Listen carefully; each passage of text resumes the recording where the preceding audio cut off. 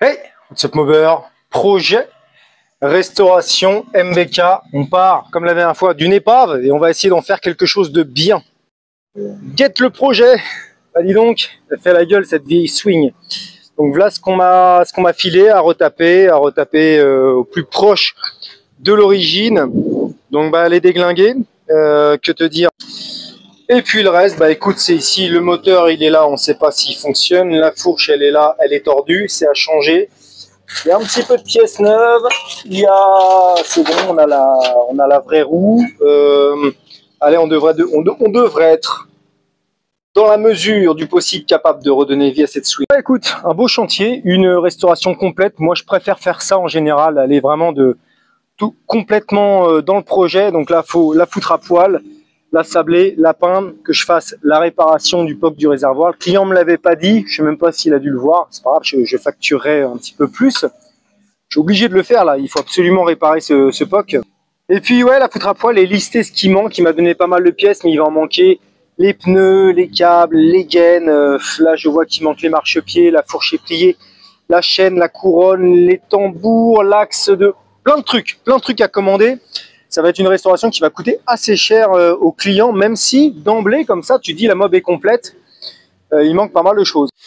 Donc avant d'attaquer, je vais faire un petit point sur ma boîte, Sablex. Donc moi, je suis situé à côté de Nantes. Et si tu as des projets comme ça, une restauration mobilette, scooter, tout ce que tu veux. La semaine dernière, j'ai fait carrément une Honda Hornet, une 600. Donc si j'ai les compétences, j'accepterai. Voilà, du sablage, de la peinture, de la mécanique. Tant que j'ai les compétences, je te dirai oui. Si je ne sais pas, je jouerai pas les héros et je te dirai non.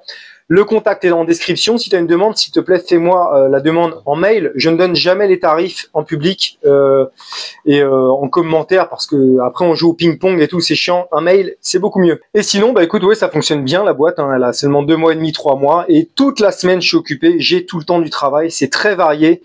Je peux faire du sablage, je peux faire un peu de peinture, je peux faire de la méca, de la restauration, de la recherche de panne. Des chantiers qui sont dans l'urgence et d'autres qui sont prévus des semaines à l'avance. Donc c'est hyper cool. Et puis maintenant, je vois un petit peu ce que j'ai envie de faire et ce que je refuse de faire maintenant parce que c'est pas rentable, c'est trop long. Par exemple, les jantes, maintenant, je fais plus les jantes. Je sais que voilà, au niveau des tarifs, je suis pas compétitif et moi, ça me prend du temps. C'est chiant, ça me pète du matériel, des bus, des machins. Je gaspille plein de sable, d'essence. Enfin, c'est pas rentable. J'arrête de faire les jantes. Jusqu'à nouvel ordre, jusqu'à ce que j'ai une nouvelle machine. Maintenant, je fais les jantes que pour les projets complets et tout. Mais donc c'est bien. Maintenant, j'ai assez de recul pour savoir ce qui marche pas, là où je me casse les dents, là où je suis bon et là où je suis mauvais. Et puis on va encore laisser la chose se faire. Allez, trêve de blabla, c'est bon. On rénove cette mob. Tu vois ce que j'ai appris là pour l'instant dans ma petite expérience d'entrepreneur, c'est que il faut pas trop sous-estimer les devis, même si il y a un risque que le client trouve ça cher. Parce qu'une mobilette en général démarrée à démonter quand tout va bien, c'est 1 heure. Celle-ci, pas du tout. Ça fait 20 minutes que je suis en train d'essayer d'enlever ça parce que c'est grippé à mort. Et puis ensuite, il faudra passer la mobilette au nettoyage parce que tu as plein de gras, tu peux pas le sabler comme ça. Une demi-heure supplémentaire et plein de petits trucs chiants comme ça. Quand tu démontes une mob, tu as toujours plein de surprises, plein de machins. Donc, bah oui, une restauration mobilette, c'est pas donné. Parce que ça prend du temps, tout simplement. Ça se fait pas en 2 heures. Et moi, je me fais pas payer 10 € de l'heure. Ah, yeah, on a réussi à l'avoir. Même l'axe n'arrivait pas à sortir. J'ai dû cogner un petit peu fort. Toujours des petites surprises. Ça fait partie du deal. Les tarifs, c'est trop cher, on l'entend 10 000 fois ça, mais ce que je peux comprendre. Mais moi, j'ai pas trop de mal à parler de ça en vidéo lorsque je fais une prestation Sablex, enfin d'expliquer un peu mes tarifs et comment ça fonctionne. J'ai pas trop ce problème-là avec mes clients. Personne, rarement, on me dit que je suis trop cher, mais ce qu'il faut bien comprendre, c'est entre le temps que tu y passes, plus moi je fais le sablage, donc tu vas compter le sable, l'essence, les consommables, faut changer les bus, tu as des EPI, tu as des machins, donc les charges quoi. La peinture, nettoyer les pistolets, machin, entretenir, nanana. Donc le temps plus tous les consommables. Et à la fin, l'URSSAF qui va te prendre 20% et ensuite tes impôts sur le revenu, faut bien se rémunérer en définitive. Hein. Tu peux pas faire ça pour 200 balles comme si tu le faisais au black pour un copain. Qui plus est, c'est cool, j'ai ma boîte et je pratique ma passion tous les jours, mais c'est pas pour être rémunéré au SMIC. Dans ce cas-là, laisse tomber, faire ma boutique et je retourne en usine, quoi. Non, il faut un juste milieu. Je te donne un exemple pour celle-ci. Le client, je lui ai proposé un devis à, il me semble, 360, peinture comprise. Après, les pièces à monter dessus, évidemment, ce sera à sa charge. C'est à peu près ça. Encore une fois, à ajuster. Il m'est déjà arrivé de facturer moins à des clients parce que j'avais passé moins de temps. Et d'autres où je dis, bon, là, par contre, ça va pas être possible, j'ai passé trop de temps, on va revoir un petit peu le devis, quoi. Là, je vois par rapport au POC qu'il y aura à faire sur le réservoir, je vais dire, désolé, mais là, ce sera 20 € de plus parce que tu passes plus d'une heure à réparer ça et puis il y a de la matière première, etc. Bref, tout ça pour dire, bah oui, ça coûte cher, mais bon, quand il passe, allez, je pense facilement une vingtaine d'heures, je vais passer dessus. Bon, bah, faut bien se rémunérer, hein. Ok, donc comme à chaque fois, la petite technique pour dégraisser rapidement, parce que si on s'y passe une heure à faire ça à l'essence et à la brosse à dents, du décape-four, et voilà, il a pris un coup de Karcher, et ça aidera pour le sablage. De toute façon, c'est indispensable, sinon ça sable pas. Et je le redis, si un jour tu m'amènes un truc à sabler, il faut absolument que ce soit dégraissé. Pareil, ce qui fait partie du job, et ça, on ne le voit pas forcément, et aussi on sous-estime ce temps-là, ça c'est un temps que je suis pas en train de facturer, tu vois. Bah, va falloir commander vachement de pièces sur cette bécane, mais il faut prendre les cotes, il faut être sûr de commander les bonnes pièces, parce que si tu commandes les mauvaises, c'est pour ta pomme. Et donc, bah, lister les pièces, être bien sûr de tout commander en une fois, prendre les cotes, donc c'est un phare de 140, je pense. Passer commande et puis voilà, et donc tout ça c'est comme je dis, c'est beaucoup de temps pour avoir toutes les bonnes pièces pour bien remonter la bécane. On sous-estime souvent ça.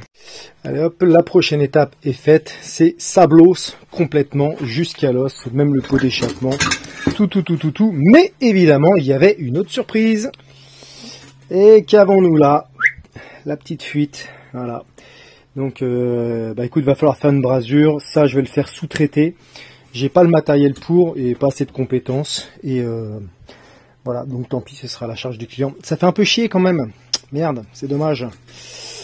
C'est comme ça, ça suintait pas. Le cadre a été posé comme ça, je ne sais combien de temps. Du coup, ça devait tenir à la peinture, quoi. C'était vraiment à deux doigts de fuir. Bon bah, écoute, mieux vaut avant qu'après, hein. J'ai envie de te dire. On va tester. Est-ce que c'est étanche? En fait, il y avait deux trous.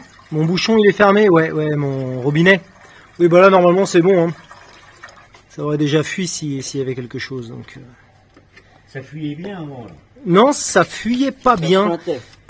Bah, même pas vraiment. En fait, j'avais pas remarqué ça, quoi. Je te dis, c'est vraiment la peinture qui retenait qui retenait la...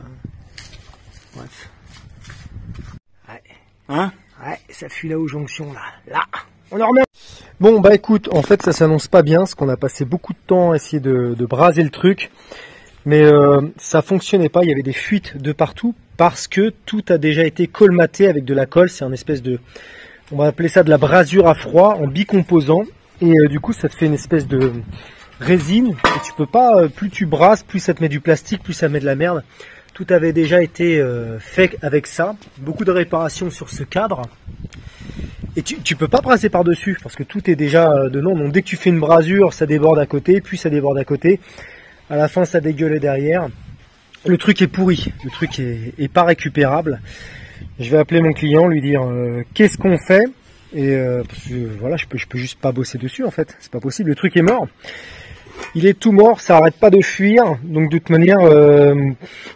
continuer un projet de restauration presque à neuf avec un truc déjà pourri, rafistolé de partout, moyen quoi.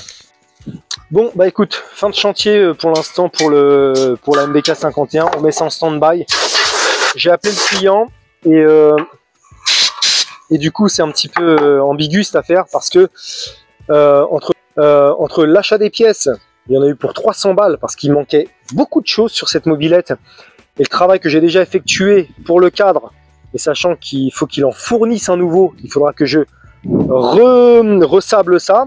Donc du coup, je lui ai dit, bah voilà, le job là, ce que j'ai déjà fait, bah, va falloir me le payer. Donc là, il est un peu dans la balance. Est-ce que je continue le projet ou pas? Ça commence à coûter cher. Ouais, effectivement, ça commence à coûter cher. Et c'est dommage parce qu'il n'a pas assez checké ce qui lui manquait. Il m'a apporté la mop comme ça, vraiment, enfin en 3 morceaux avec un sac de pièces. Et je pense qu'il a sous-estimé tout ce qu'il fallait acheter pour la remettre, pour faire une réfection. Parce qu'il manquait des roulements, des axes, des tambours. Enfin, la liste est longue, hein, j'en ai acheté pour 300 balles de pièces. Plus ensuite la main d'œuvre et le cadre qui était pourri, du coup qu'il faut changer. Et j'ai déjà commencé à entamer un travail. Donc, ambigu, un petit peu chiant comme truc. Chiant pour lui, chiant pour moi également. Parce que c'est du coup en stand-by, ça va traîner chez moi je sais pas combien de temps. La communication avec le client est pas toujours facile, hein, il est assez distant, il n'a pas une très bonne, il est pas méchant, hein, mais il n'y a pas une très bonne communication. Bref, chiant, mais du coup ça me donne une nouvelle leçon, une leçon supplémentaire sur mon entreprise et comment gérer mes affaires. Clairement, poser plus de questions, encore beaucoup plus de questions aux clients lorsque j'accepte un chantier, parce que des fois même je me casse les dents. Je vais te montrer ça juste après. J'ai accepté un chantier, j'aurais jamais dû. C'est pas grave, ça fait partie de l'apprentissage.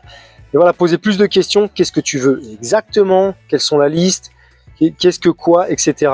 Et puis, pareil au niveau des tarifs, je rebondis sur la vidéo qui est sortie il y a quelques semaines où je refais la MBK noir et orange. Tout le monde m'a dit, t'es pas cher du tout, t'es pas cher, augmente. Alors ça, je le savais, parce que c'était un chantier que j'avais accepté vraiment presque au début de la création de la boîte. Donc au début, tu sais pas trop comment gérer les tarifs. Mais même actuellement, je suis pas encore assez cher. Je vois par rapport au temps que je passe et ce que je facture, je m'en sors quand même. Ça me permet quand même de dégager du bénéfice, etc. Mais finalement, je me contredis par rapport à ce que je disais en début de vidéo. Je travaille vraiment pour 10 € de l'heure. Donc, c'est nul. C'est pas bon. Tu crées pas une boîte pour être payé moins que le SMIC. C'est ridicule. Donc ça, c'est pareil. Les tarifs vont un petit peu augmenter. Je considère que je travaille bien, vite. Je donne des nouvelles. Donc, et puis, ça peut être également à double tranchant. Quelqu'un qui se dit, lui, il est vraiment pas cher. Ouf, ça va pas être terrible son travail, tu vois. Donc, encore des choses à ajuster. Un chantier que j'ai accepté encore il y a un mois et demi, c'était ça. Donc c'était un bar fait en tonneau. Et le gars me dit ouais, faudrait sabler et tout, machin. Je lui donne un tarif, il me dit ah, ça fait un peu cher quand même. Je diminue le truc, je fais ok, c'est pas grave, tout est négociable. J'avais complètement sous-estimé l'envergure du truc. Déjà, tu as un cadre en acier qu'il a fallu sabler. Rien que le sablage du cadre, c'est le prix que je lui ai donné pour faire l'entièreté du bar. Et surprise, ce truc, donc c'était un bar en tonneau, un fût de chêne. Ça avait été repeint en... J'ai là un exemple, ça avait été repeint en violet, quoi, avec une vieille peinture comme ça qui était là depuis des années. L'autre, 10 000 couches de vernis. Bref, truc long à faire. Et pour obtenir ça, c'est vachement long à faire. Et encore, on voit encore des fois un petit peu de peinture là-dedans. Bref, hyper long à sabler. Hyper long, hyper dur. Il me reste encore tout ça, il me reste ça. Il m'a donné 3 tabourets en plus à faire. J'ai déjà sablé le support et encore, pour le tarif, je suis pas allé jusqu'au bout de la peinture parce que déjà rien que ça m'a pris du temps. Bref, chantier pas du tout rentable. Donc voilà le petit quotidien. Là, je t'ai montré du coup dans cette vidéo les mauvais côtés. Et puis ce qu'il faut en retenir, c'est poser beaucoup plus de questions aux clients et puis augmenter également les tarifs. Il faut également que je pense à plus tard. J'ai déjà commencé à réinvestir dans la boîte, mais j'ai encore d'autres idées d'investissement. Si je reste à ce tarif-là, j'investirai jamais et j'évoluerai pas du tout. Là, très bientôt, j'ai pu investir dans une...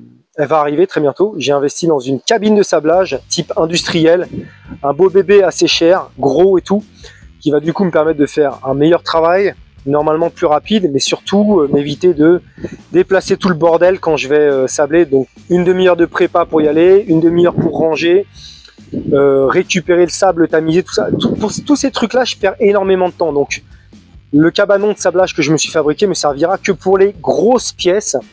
Et la cabine que j'ai achetée, je peux mettre un cadre de moto dedans. Donc voilà, faut également savoir investir dans une boîte, dans son bébé, pour pérenniser et donc du coup faire des meilleures choses. J'ai encore beaucoup de choses à apprendre.